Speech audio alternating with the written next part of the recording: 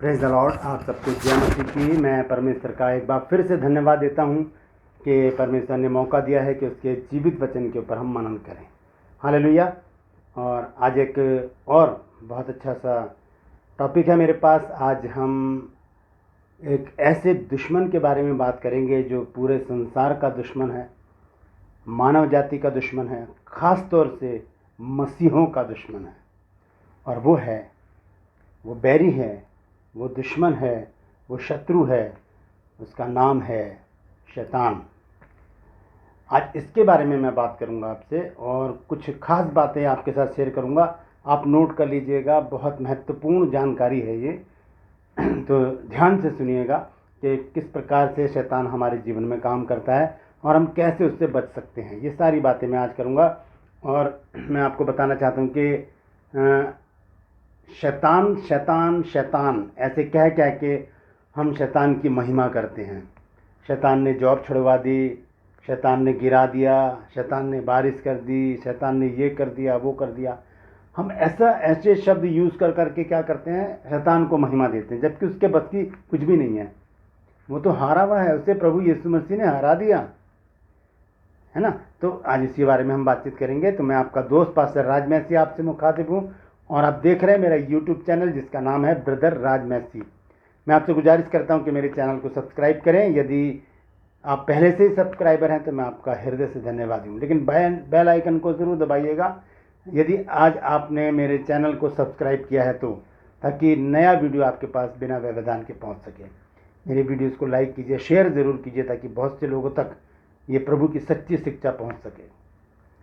मैं धन्यवादी हूँ आप सबका कि आपने मुझे बहुत प्यार दिया है, आपने मुझे बहुत आदर दिया है। आप लोग बहुत रेगुलर मैसेजेस कर रहे हैं मेरे को और बहुत ज़्यादा मेरे वीडियोस को शेयर भी कर रहे हैं। मैं इसके लिए आपका हृदय से धन्यवादी हूँ और प्रभु से प्रार्थना करता हूँ कि परमेश्वर आप सबको बहुत आशीष दे, आपकी सारी कमी घटियों को दूर करे, ज़रूरतों को पूरा करें। हालेलुया। तो आइए एक छोटी सी प्रार्थना करके फिर हम शुरू करते हैं आज के वचन को। जीवित और महान दयालु पिता परमेश्वर, मैं तेरा धन्यवाद, तेरा शुक्र, तेरी तारीफ, तेरी बड़ाई करता हूँ प्रभु, क्योंकि प्रभु तू इस योग्य है। धन्यवाद देता हूँ प्रभु एक बार फिर से कि तूने एक और सुंदर वचन दिया है प्रभु जी। इसे शेयर करने में मेरी मदद सहायता करना। आज एक बार फिर से बोलने वाला मनुष्य नहीं बल्कि तेरा आत्मा हो, ताकि वो गूढ़ भेद की बातें जो आज तू हम पर प्रकट करना चाहता है तेरे आत्मा के द्वारा हम जान सकें। धन्यवाद देता हूँ प्रभु, तूने मेरी प्रार्थना को सुन लिया। प्रभु यीशु के नाम से मांगते हैं, आमीन। हालेलुया। तो आइए बात करते हैं हम उस दुश्मन के बारे में जो हम सबका एक ही दुश्मन है। देखिए, हमारी लड़ाई मनुष्यों से नहीं है, क्योंकि इफिसियों 6:10 से अगर हम आगे पढ़ें तो वहाँ लिखा है कि हमारा ये मल्ल युद्ध का मतलब होता है कुश्ती। हमारा ये मल्ल युद्ध लहू और मांस से नहीं है। लहू और मांस मतलब मनुष्यों से नहीं है। हमारा ये मल्ल युद्ध है शैतान की आत्मिक सेनाओं से जो आकाश में है। ठीक है। तो हम करते क्या हैं कि हम शैतान को ज़्यादा अहमियत देते हैं अपने जीवन में। जरा सा भी कोई नुकसान हो जाता है तो हम शैतान के ऊपर इल्ज़ाम लगाते हैं। शैतान ने ये कर दिया, शैतान ने वो कर दिया, शैतान ने ये कर दिया। लेकिन मैं आज आपको बताना चाहता हूँ, अगर आप बपतिस्मा ले चुके हैं, अगर आपने बपतिस्मा ले लिया है तो शैतान आपको छू नहीं सकता। आइए उस वचन को देखेंगे, उसके बाद आगे चलेंगे। पहला यूहन्ना 5 अध्याय और उसका 18 पद मैं पढ़ूंगा। यहाँ पर क्या लिखा है, पहला यूहन्ना 5 अध्याय और उसका 18 पद। यहाँ इस प्रकार से लिखा है कि हम जानते हैं कि जो कोई परमेश्वर से उत्पन्न हुआ है वो पाप नहीं करता। ध्यान से सुनिए, जो कोई परमेश्वर से उत्पन्न हुआ है। परमेश्वर से उत्पन्न होने का मतलब है बपतिस्मा लेना। ठीक है।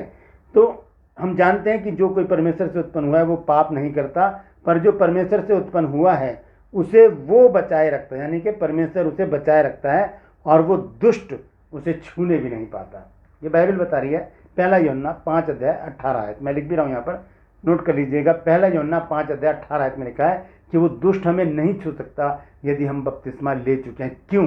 इसका एक और दूसरा कारण मैं बताता हूँ। गलातियों 3 अध्याय और उसका 27 पद। देखिए क्या लिखा है। गलातियों 3 अध्याय और उसका 27 पद यहाँ पर इस प्रकार से लिखा है, ध्यान से सुनिए। यहाँ पर लिखा है, और तुम में से जितनों ने मसीह में बपतिस्मा लिया है उन्होंने मसीह को पहन लिया। मसीह को जब पहन लिया तो क्या शैतान छू सकता है हमको? छू सकता है? नहीं छू सकता। वो यहाँ पर लिखा है कि वो दुष्ट उसे छूने भी नहीं पाता। परमेश्वर हमको बचा के रखता है, हमें एक बाड़े में बांध देता है। याद कीजिए या अय्यूब के बारे में, जब अय्यूब के भी पुस्तक हम पढ़ते हैं पहले अध्याय में, तो वहाँ पर लिखा है कि जब परमेश्वर के पुत्र जब वहाँ पर इकट्ठे हुए तो शैतान भी उनके बीच में आया और उसने परमेश्वर को उकसाया कि तूने तो उसके चारों तरफ बाड़ा बांध रखा है, क्योंकि वो एंट्री कर ही नहीं पा रहा था। तब परमेश्वर ने उस बाड़े को हटाया, तब जाकर उसने एंट्री की है, तब जाकर सब कुछ उसने तहस नहस किया। तो जब बाड़ा हट जाता है तभी हमारे जीवन में घटनाएं घटती हैं। तो आज शैतान के बारे में मैं आपको कुछ बताना चाहता हूँ। शैतान की एक युक्ति है। देखिए वचन में लिखा है, पहला पतरस 5 अध्याय और उसका 8 पद में पढ़ूंगा।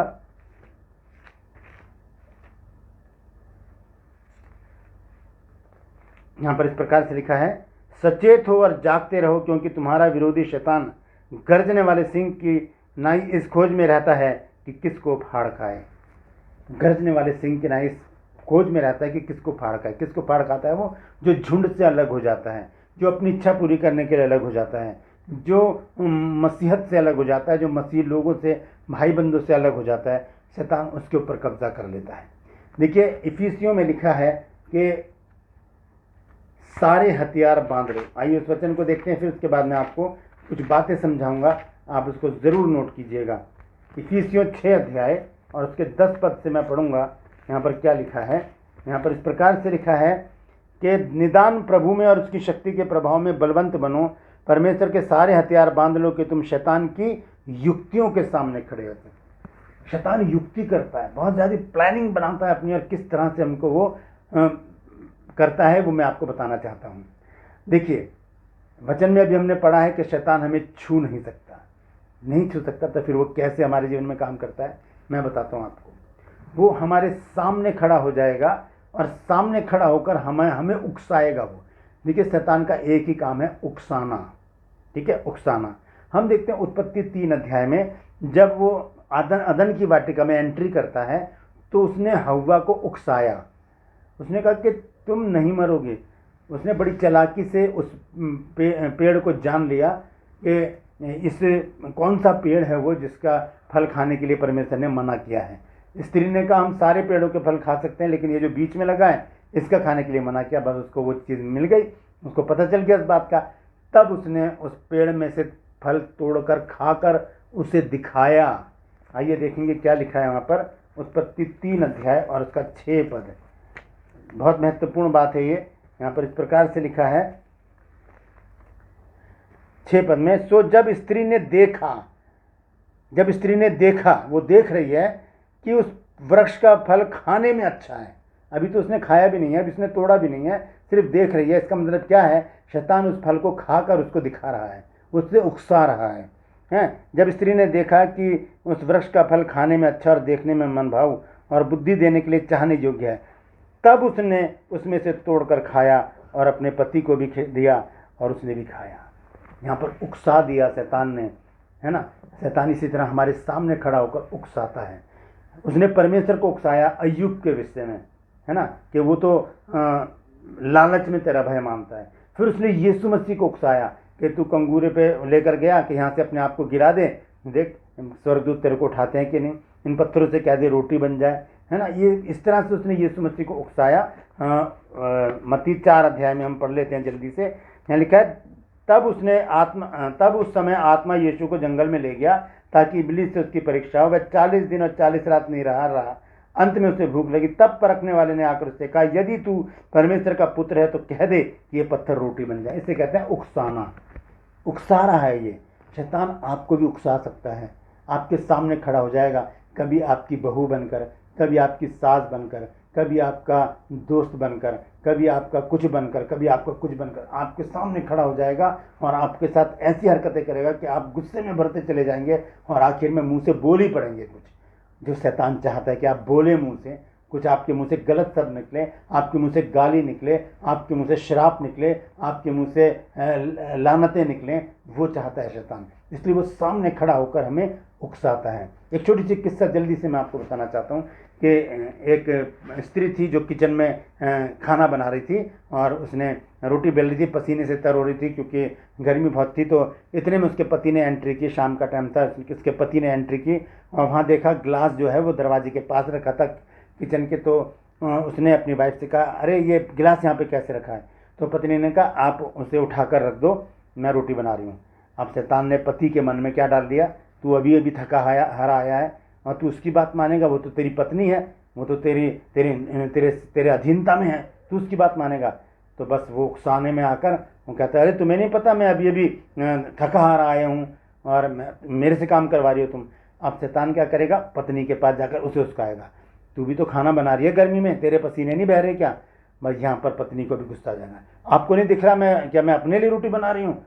आपके लिए भी बना रही हूँ, अपने लिए भी बना रही हूँ, बच्चों के लिए बना रही हूँ, क्या आपको दिख नहीं रहा? आप एक गिलास उठा के नहीं रख सकते? बस इतनी छोटी सी बात में क्या हो जाता है, झगड़ा बड़ा हो जाता है। नीति वचन में लिखा है कि झगड़े का आरंभ बांध के छेद के समान है, बांध के छेद के समान है, उसके बढ़ने से पहले ही झगड़े को रोक देना चाहिए। हालेलुया। तो ये झगड़ा बढ़ जाता है और वो फिर तलाक तक पहुंच जाता है, छोटी सी बात पर, क्योंकि शैतान हमारे मन में डाल देता है कि तू किसी से कम थोड़ी है। इसी तरह से अगर हम इसको दोबारा से इस कहानी को देखें, एक स्त्री है जो किचन में रोटी बना रही है और वो पसीने से तर है और इतने में उसका पति आता है और देखता है कि ग्लास वहाँ पर रखा है। तो पूछेगा, अरे ये गिलास यहाँ पे कैसे रखा है? तो कहेगी कि उठा के रख दो जरा। तो पति ने उठाया और गिलास को रख दिया, बात ही खत्म हो गई, बात ही खत्म हो गई। ना झगड़ा होगा ना कुछ होगा, ना शैतान उकसाएगा ना कुछ होगा। तो पति छोटा नहीं हो गया, है ना, पत्नी का कहना मान लिया तो गिलास उठा के रख दिया, झगड़े से बच गए। तो इस तरह से क्या करता है शैतान, हमारे जीवन में दूर से काम करता है, दूर से। वो हमें छू नहीं सकता, लेकिन हमारे सामने खड़ा होकर कई रूप लेकर आता है वो, और हमें उकसाता है कि हम अपने मुंह से अपशब्द निकालें, अपने मुंह से गालियां निकालें। यहाँ पर हमें बहुत ज़रूरी है कि हम अपने आप को, एक आत्मिक फल है जिसका नाम है संयम, हम संयम बरते अपने ऊपर। याद रखें कि परमेश्वर ने कहा है कि गाली देना मना है बाइबल में। कुलुस्सियों 3 अध्याय में हम पढ़ सकते हैं कि, आइए जल्दी से उसको पढ़कर मैं समाप्त करूंगा। कुलुस्सियों 3 अध्याय मैं उसको पढ़कर बताता हूँ आपको, और मैं उसको 5 आयत से पढ़ूंगा। लिखा, इसलिए अपने उन अंगों को मार डालो जो पृथ्वी पर, अर्थात व्यभिचार, अशुद्धता, दुष्कामना, बुरी लालसा और लोभ को जो मूर्ति पूजा के बराबर है। इन्हीं के कारण परमेश्वर का प्रकोप आज्ञा न मानने वालों पर पड़ता है। और तुम भी जब इन बुराइयों में जीवन बिताते थे तो इन्हीं के अनुसार चलते थे, पर अब तुम भी इन सब बातों को, अर्थात क्रोध, रोष, बैरभाव, निंदा और मुंह से गालियां बकना, ये सब बातें छोड़ दो। एक दूसरे से झूठ मत बोलो, क्योंकि तुमने पुराने मनुष्यत्व को उसके कामों समेत उतार डाला है। कब? जब बपतिस्मा लिया है। तो फिर आप गाली देंगे क्या? शैतान यही चाहता है कि बपतिस्मा लेने के बाद हम गालियां दें, हम कोसें, अपशब्द निकालें मुंह से। बस वहीं पर ही, अगर हमारे मुंह से कुछ निकल गया, वहीं पर ही शैतान की जीत होगी। हमें शैतान को हराना है शांत रहकर। हालेलुया। आपको पता है मूसा ने लोगों से कहा कि खड़े खड़े वो उद्धार का काम देखो, खड़े खड़े वो उद्धार का काम देखो। निर्गमन 14 की 13 आयत में लिखा है कि खड़े खड़े वो उद्धार का काम देखो जो यहोवा आज तुम्हारे लिए करेगा। जिन मिस्रियों को आज तुम देखते हो उन्हें फिर कभी ना देखने पाओगे, क्योंकि यहोवा आप तुम्हारे लिए लड़ेगा, इसलिए तुम चुप रहो। हालेलुया। एक चुप 100 को हरा देती है दोस्तों।